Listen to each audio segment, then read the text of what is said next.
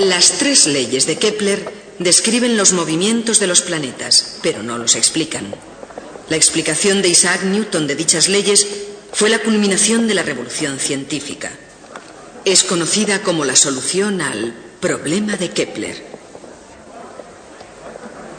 Permítanme recordarles brevemente otra vez el relato que han escuchado muchas veces.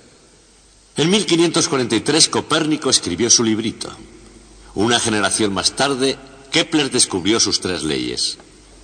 Luego, 150 años después de Copérnico, llegó Isaac Newton y nos explicó por qué el universo funciona como funciona.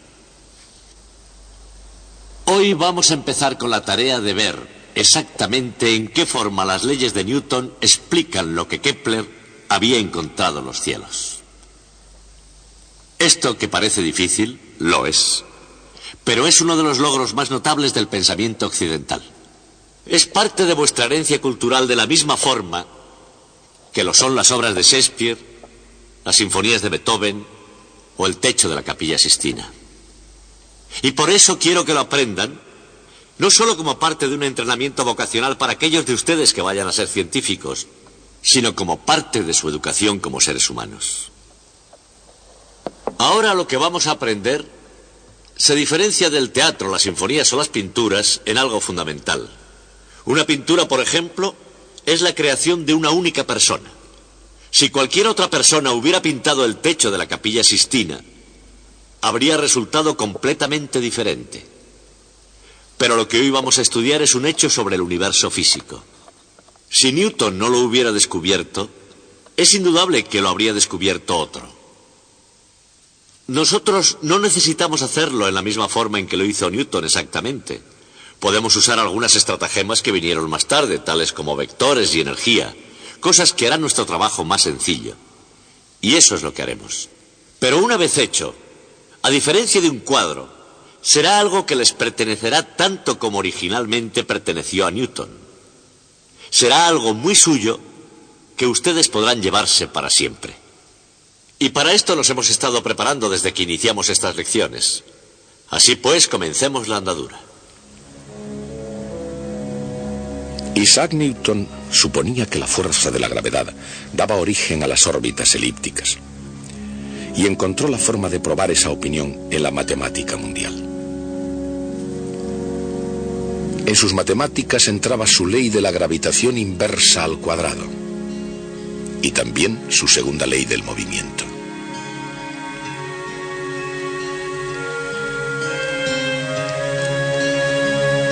Y resultaba una ecuación diferencial para la órbita, cuya solución es la ecuación algebraica no sólo de una elipse,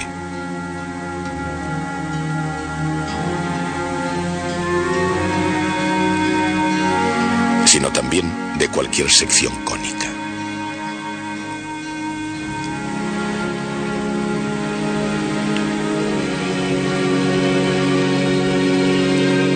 Y esa visión, ese enorme salto de perspicacia de Isaac Newton, subió hasta colocarse entre los más grandes logros de la cultura occidental.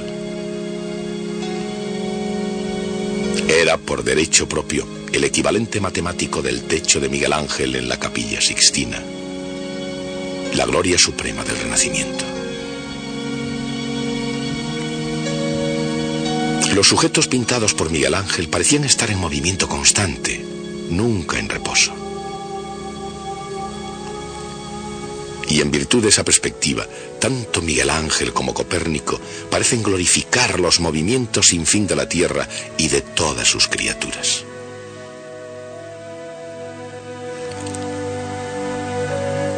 Con tan brillante percepción, el científico y el artista compartieron ambos la excepcional visión del mundo del más grande dramaturgo de la historia. Al crear su extraordinario mundo, ¿dónde colocó William Shakespeare el sol? Pero silencio. ¿Qué resplandor se abre paso a través de aquella ventana? Es el oriente y Julieta el sol. Surge esplendente sol y mata a la envidiosa luna. Shakespeare vivió en la época de Galileo y Kepler. Y lo mismo que hicieron ellos, trabajó bajo la influencia de los cielos y con frecuencia utiliza referencias celestiales. Hablan sus ojos. Le responderé. Soy demasiado atrevido. No es a mí a quien hablan. Dos de las más resplandecientes estrellas de todo el cielo, teniendo algún que hacer, ruegan a sus ojos que brillen en lugar de ellas hasta su retorno. ¿Y si los ojos de ella estuvieran en el firmamento y las estrellas en su rostro? El fulgor de sus mejillas avergonzaría a esos astros como la luz del día a la de una lámpara. Shakespeare no fue el único genio creador que hizo una poderosa conexión entre las artes y las ciencias. Ludwig van Beethoven, encontrando en las estrellas su inspiración para componer la Oda a la Alegría, cantó las alabanzas del firmamento celeste.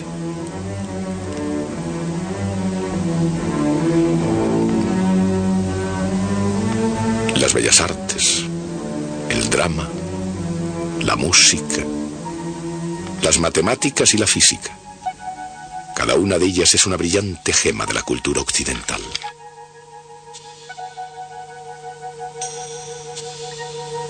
Y en conjunto son las joyas de la corona de los logros occidentales. Incluso de joven Newton se dio cuenta de que la gravedad era la fuerza común al cielo y a la tierra. La vio como una fuerza fundamental que de extremo a extremo del universo más bien tira continuamente que empuja o hace torcer.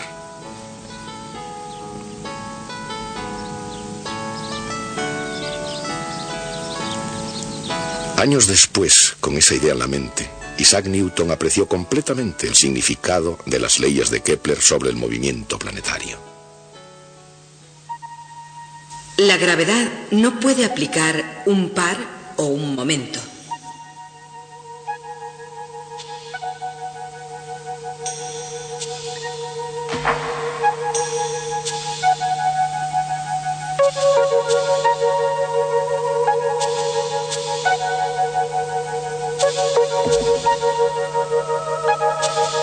Momento cero, junto con la segunda ley de Newton, conducen a una ecuación diferencial lista para ser integrada.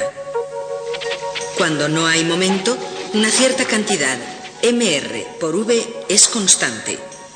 Esa cantidad se llama momento cinético.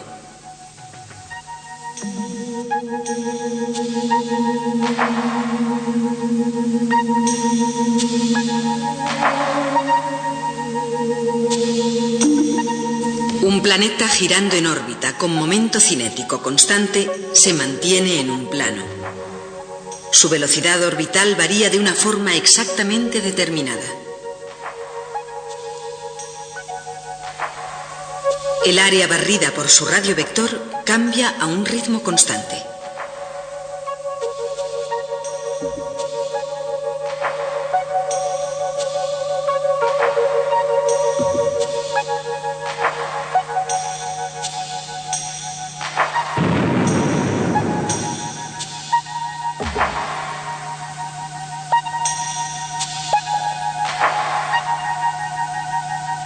Esa es la segunda ley de Kepler.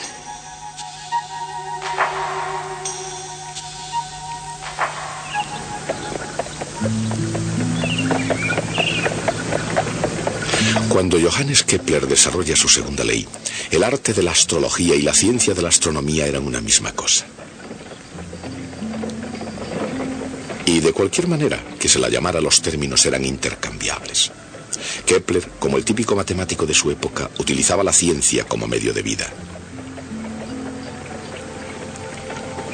Pero a diferencia de los otros, Kepler utilizaba la astronomía como vehículo para alcanzar la verdad matemática que había estado oculta en los cielos desde el día de la creación.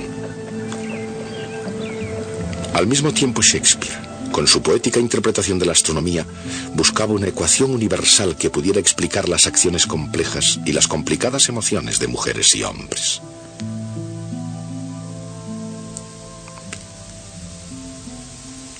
Y sus observaciones, como las de Isaac Newton, tuvieron influencia en la forma como los seres humanos perciben la realidad. Sus métodos difieren. Newton no era conocido precisamente por su sentido del humor.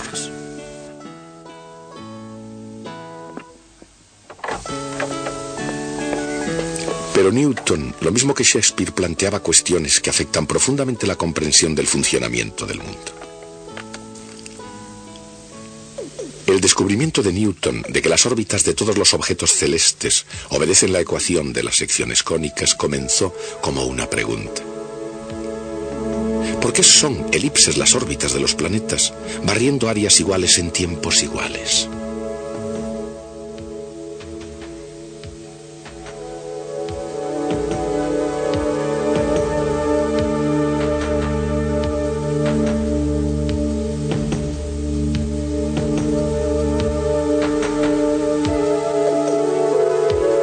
La respuesta se encuentra más fácilmente utilizando coordenadas polares, donde el ritmo de cambio del área es igual a un medio de r al cuadrado por la derivada de θ respecto a t.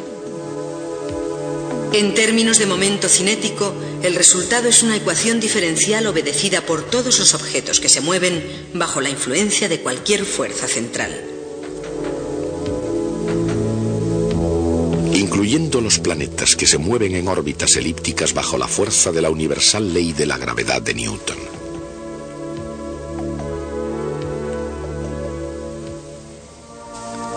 Los cielos mismos, los planetas y este globo terrestre observan con orden invariable las leyes de categoría, de la prioridad, de la distancia, de la posición, de estaciones.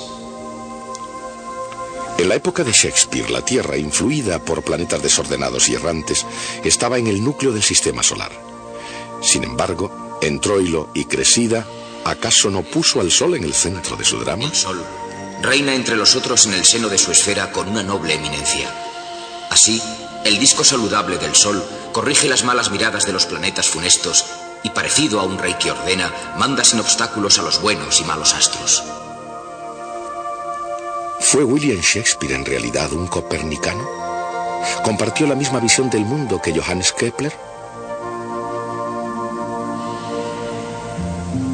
Como si fuera un trágico personaje de un drama isabelino, Kepler caminó por un sendero de cruel e irónico trazado, viendo perfecta armonía en los cielos mientras experimentaba una total discordancia en la Tierra.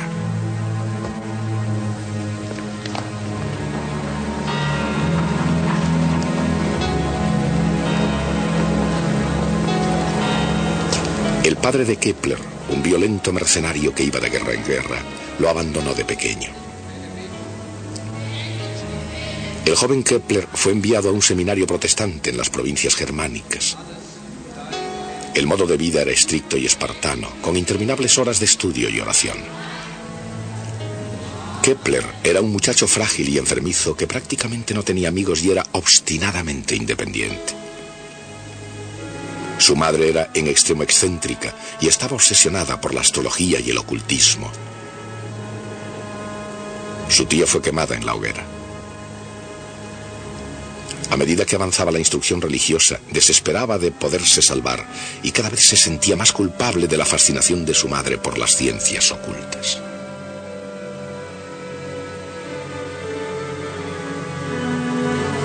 Más tarde, en cuanto a su propia familia, perdió a su primera esposa y a 7 de sus 11 hijos. Víctima errante de la guerra de los 30 años, paseó su pena de ciudad en ciudad buscando un puerto donde protegerse de la violenta tormenta que lo persiguió los últimos 12 años de su vida. Por supuesto, las cosas podían haber sido peores, y pronto lo fueron.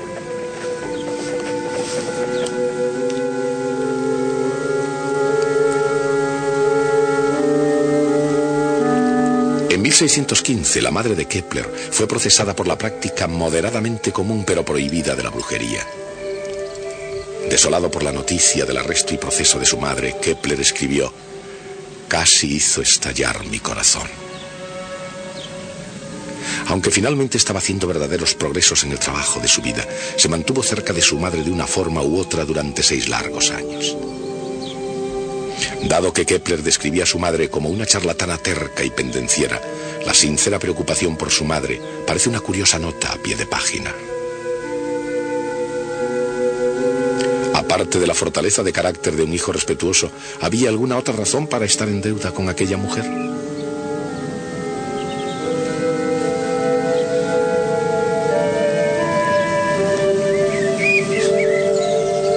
En la historia de su infancia, que es una oscura crónica de miseria, Kepler solo describió un momento luminoso. Cuando tenía 5 años y era un niño muy curioso e impresionable, su madre le cogió de la mano y se fueron a pasear en la noche. Subieron a la cima de una montaña muy próxima y juntos vieron un cometa. Así como la razón donde se apoyan sus éxitos desaparecen especulaciones, los éxitos en sí mismos permanecen indelebles. Aunque William Shakespeare probablemente habría pasado por alto la matemática que refleja la tercera ley de Kepler, seguramente habría encontrado ironía en el título de su obra, La armonía del mundo.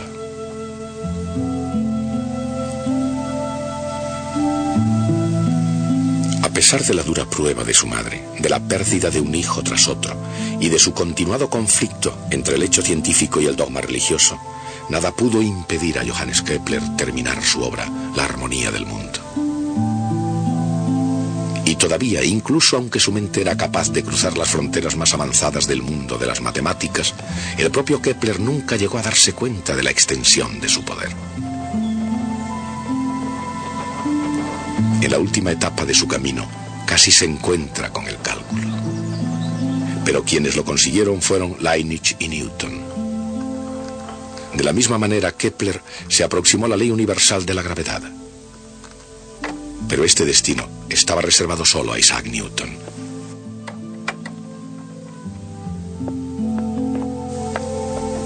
Y no solo llegó a descubrir la ley universal de la gravedad, sino que la propia ley cayó en sus manos como la clave del problema de Kepler. Con su ley de la gravedad, Newton abrió la puerta a la cual Kepler se había acercado durante toda su vida y traspasó el umbral introduciéndose en el secreto de los cielos.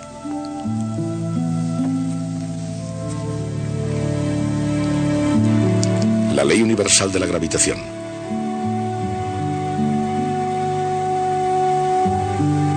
La segunda ley del movimiento.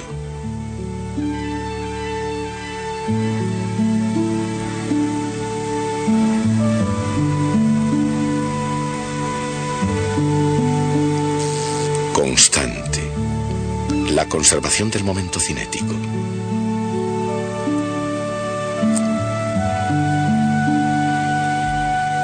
Vectores que se cruzan como los desafortunados amantes de Shakespeare en una combinación tan poderosa como la mano de Dios de Miguel Ángel.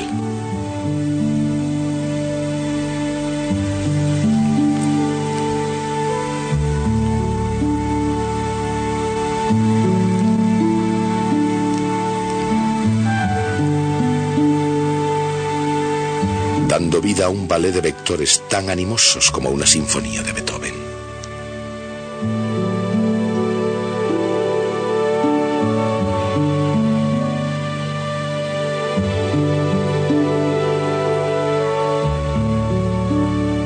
Las ecuaciones de los cielos encuentran su más sencilla expresión en el elegante lenguaje del cálculo diferencial.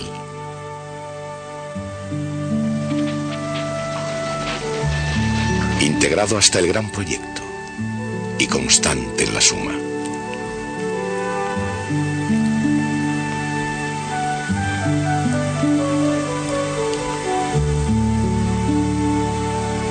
Las elipses de los cielos se revelan como una expresión del círculo perfecto de la geometría subyacente.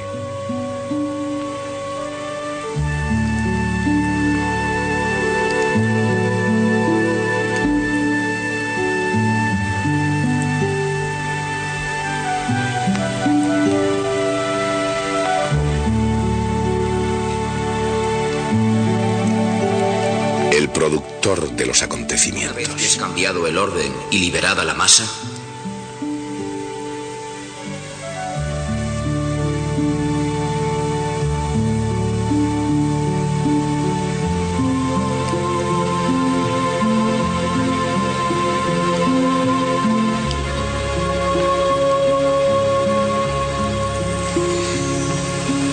se asemeja a una vieja amiga, una curva de familiar aspecto.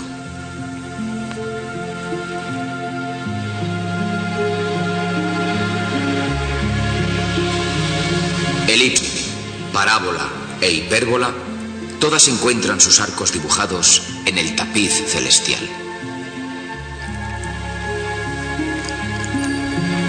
Y así como Isaac Newton fue el primero en descubrir que la fuerza de la gravedad mueve todos los cuerpos celestes a lo largo de secciones cónicas, y puesto que los planetas se mueven en curvas cerradas, sus órbitas son elipses, Newton comunicó de manera informal este descubrimiento a Edmund Halley.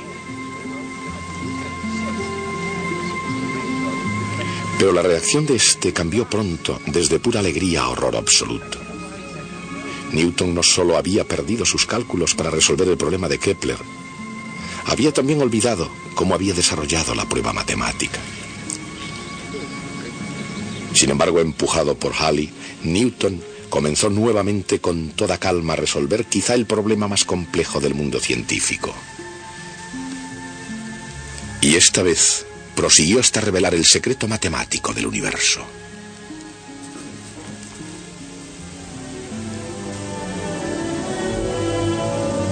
Si consideramos la belleza de estas líneas, los diálogos de Shakespeare, las frases musicales de Beethoven, las pinceladas de Miguel Ángel y los rasgos geniales de Newton y Kepler, se hace cada vez más claro que el arte y la ciencia más grandes perduran no solo por su elegancia,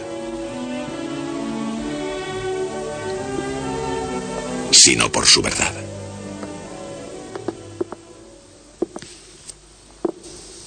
Johannes Kepler vivió en la misma época que William Shakespeare, que Isabel I de Inglaterra, que María Estuardo y, por supuesto, que Galileo.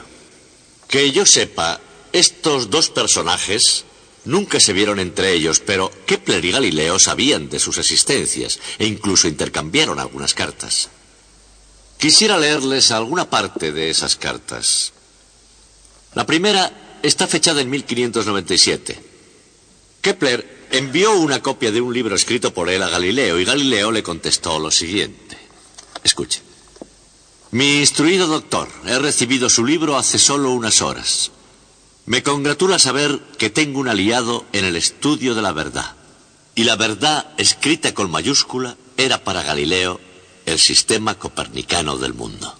Y aún no había admitido abiertamente que creyera en él. Por cierto que más adelante escribe, hasta ahora he estado asustado por el sino de nuestro maestro Copérnico, quien, aunque adquirió fama inmortal para algunos, es todavía para una multitud infinita de otros, así como para muchos necios, objeto de ridículo y escarnio. Como recordarán, 40 años más tarde, Galileo mismo fue procesado por adoptar el sistema copernicano. La segunda carta fue escrita en 1610. Galileo había hecho sus brillantes descubrimientos con el nuevo telescopio y había escrito ya El mensajero estelar, libro que fue acogido con indiferencia, cuando no con hostilidad, por el resto del mundo. Envió una copia al gran Kepler y esperó con ansiedad la respuesta. Kepler respondió con su característica generosidad y Galileo le contestó diciendo: gracias porque es usted el primero y prácticamente el único que ha mostrado fe en mis aseveraciones. Pero no me sorprendo.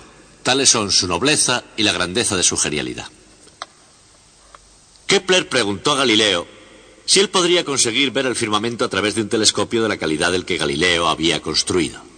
Galileo le viene a decir que él no dispone de ningún telescopio. Dice, sí, el mío es excelente, multiplica las imágenes más de 1000 veces, pero ya no es mío. Su gran serenidad, el gran duque de Toscana, me lo pidió para almacenarlo en su tribunal, y allí lo guarda para siempre, entre otras cosas distinguidas y suntuosas. Cualquier científico sabe hoy los riesgos y peligros que implica trabajar bajo el patrocinio de un gobierno. Kepler conoció personalmente a Tycho Brahe y ese encuentro cambió la historia del mundo. Eran malos tiempos. En 1597 el rey Federico, mecenas de Tycho, murió y le sucedió en el trono Cristian IV, que no soportaba al arrogante astrónomo. Y Tycho tuvo que dejar Dinamarca. Se trasladó a Praga como matemático imperial a las órdenes de Rudolf II y donde su trabajo consistió en hacer horóscopos. Mientras, ya de vuelta a Austria, Kepler, que era protestante, fue obligado a abandonar la católica ciudad de Graz. Y así, en una fecha fácil de recordar, el 1 de enero de 1600, inicia el camino para reunirse con el gran Tycho en Praga. Y así es como se encontraron. Inmediatamente comprobaron que no se podrían soportar, pero que ninguno podría continuar ya sin el otro. Tycho necesitaba del genio matemático de Kepler para organizar sus observaciones, y Kepler debía tener los datos de Tycho para hacer la cosmología, que era la misión de su vida. Y así, durante 8 turbulentos meses, estuvieron juntos, incapaces de escapar el uno del otro, hasta que Tycho murió en 1601.